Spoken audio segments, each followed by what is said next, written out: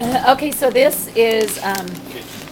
Just a bunch kitchen. of paper. Both Okay. those bags are just papers out of the kitchen. So we've been processing paperwork, personal papers, bank statements, checks, that sort of thing that have been, they're pretty much destroyed. They have smoke and soot and smell on them, but we aren't going to clean them or process them in any way other than bagging them up in these really awesome heavy-duty spec bags. We call them spec bags, and they're a large heavy-duty Ziploc bag that we get that we can put the papers in and seal them up so the homeowners can go through these bags one at a time and determine what they need to keep, what they can just go ahead and throw away or shred, which they often want to do because it's got personal information on it and their identity, bank statements, tax records, cancel checks, that sort of thing.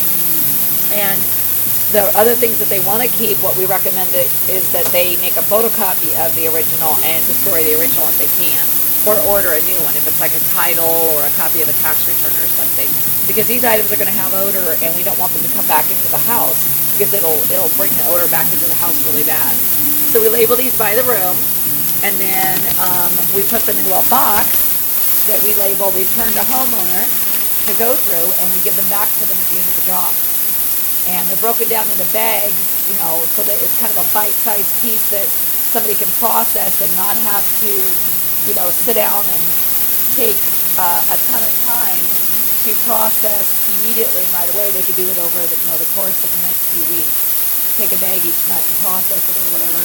Because it can be pretty overwhelming. I've had up to 15 small boxes full of paperwork for homeowners to process on a job.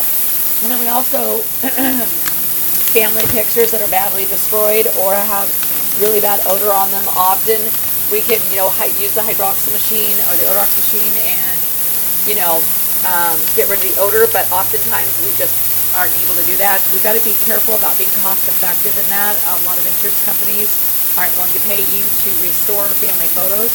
So in this instance, there's a lot of pictures that were badly damaged that they're going to have to go get copies of because there's just severe staining and actually even damage to the actual picture itself, like this family photo that actually has some pretty bad damage on it. So, but we're returning them in these Ziploc bags again so that they can process them over the course of the next few weeks and